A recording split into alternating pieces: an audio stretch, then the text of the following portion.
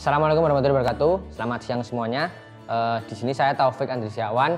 Saya sebagai asisten dari Praktikum Survei Tesis 3 akan menjelaskan dan akan menemani adik-adik di semester 3 ini untuk Survei Tesis 3 yang akan kalian jalankan satu semester.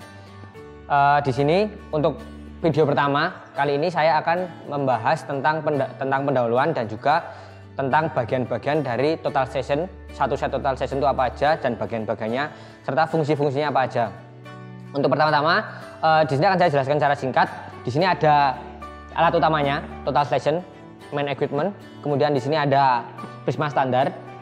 Di sini ada prisma pull. Di sini ada tongkat pullnya, ada pullnya. Di sini ada statip.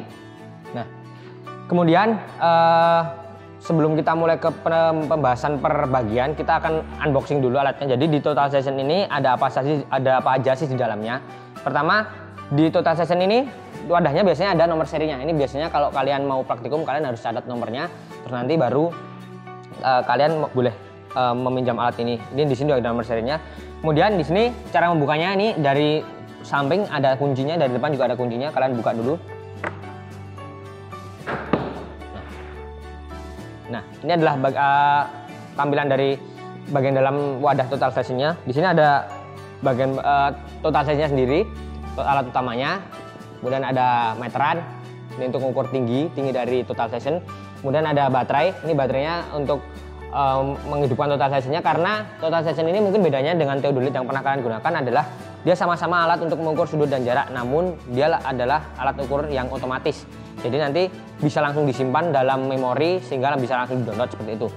Kemudian untuk ini juga sama ada kuncinya. Ini adalah prisma standar. Nah, di prisma standar ini seperti yang kita lihat, ini prisma mungkin bedanya sama yang ini, sama fungsinya sama, dia untuk untuk alat sebagai alat ini menangkap sinyal dari total session, tapi di sini dia nanti dipasang di statip yang fungsinya biasanya untuk pembuatan titik atau pembuatan poligon. Nah, seperti itu mungkin unboxingnya. Kemudian selanjutnya akan kami jelaskan tentang bagian-bagiannya serta fungsi-fungsinya. Perkenalkan teman-teman semua, nama saya Baginata yang akan menemani Taufik juga sebagai asisten dosen Survei Tesis 3. Tadi Taufik sudah menjelaskan bagaimana proses unboxing seperti itu, mulai dari pengenalan TS-nya sendiri. Dan di sini saya akan menjelaskan terkait dengan fungsi-fungsi atau yang ada di tes ini. Pertama, kita butuh yang namanya statif.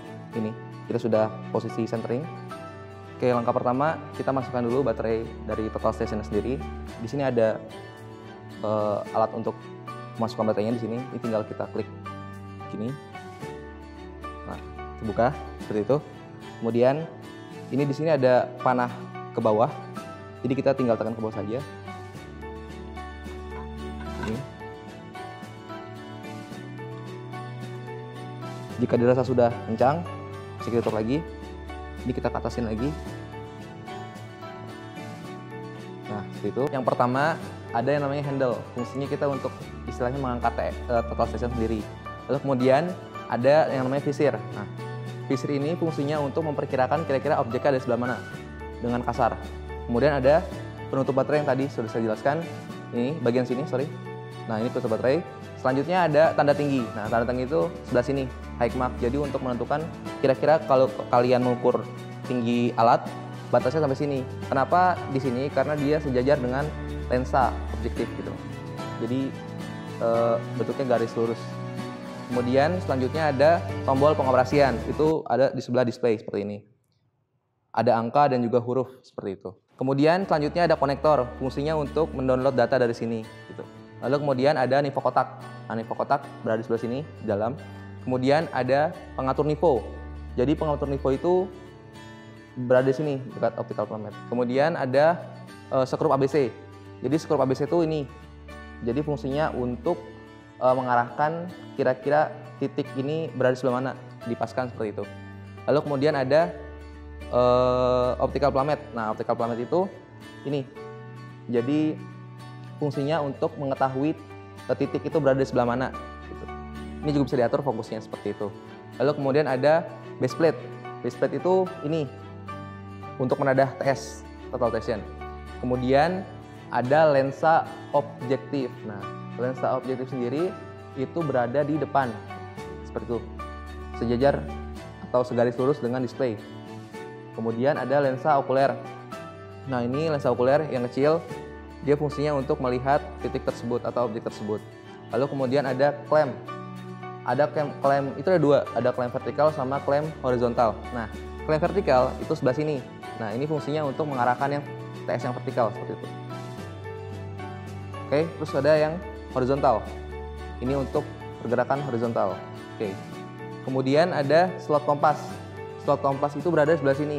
Jadi ketika kalian punya kompas untuk mengetahui di mana arah utara, barat, timur, dan selatan, kalian bisa mengarahkan di sini. Jadi kalian pasang di sini bisa. Selanjutnya ada USB port. Jadi USB port ini jika kalian tidak membawa kabel ke lapangan, kalian juga bisa mendownload lewat sini.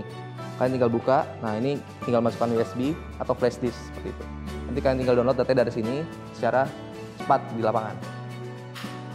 Kemudian ada pengunci tribah ini.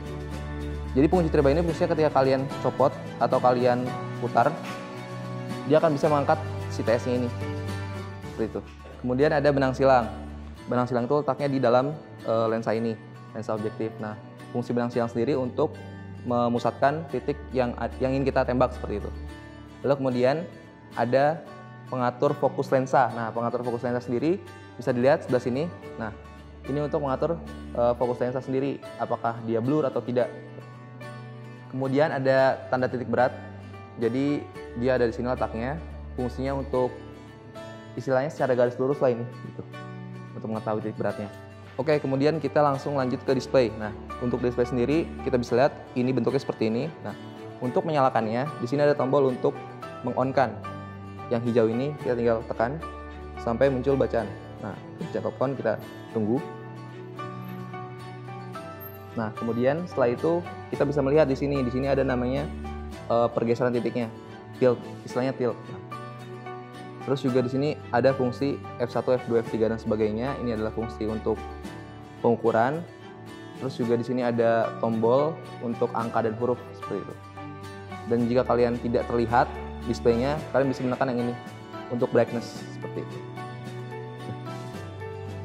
Ya, sebelumnya perkenalkan saya Agan dari Geodesi 17 ingin jelaskan tentang prisma. Jadi prisma itu sendiri dapat dipasang dalam dua instrumen, yaitu pada pole dan kemudian pada statif yang ada di depan saya ini. Ya, kemudian di sini tertulis minus 30 mm. Ini merupakan konstanta prisma yang nantinya harus dikoreksikan di input ke dalam total station agar nanti jarak yang didapat itu merupakan jarak sebenarnya seperti itu. Nah, kemudian di sini ada badan prismanya. Jadi nanti pada saat membidik ini harus dipaskan pada persilangan garis-garis dalam prisma ini sendiri agar nanti pas di tengahnya seperti itu. Nah, kemudian di bawah prismanya ini ada tribah. Tribah ini sebagai penopang prisma itu sendiri.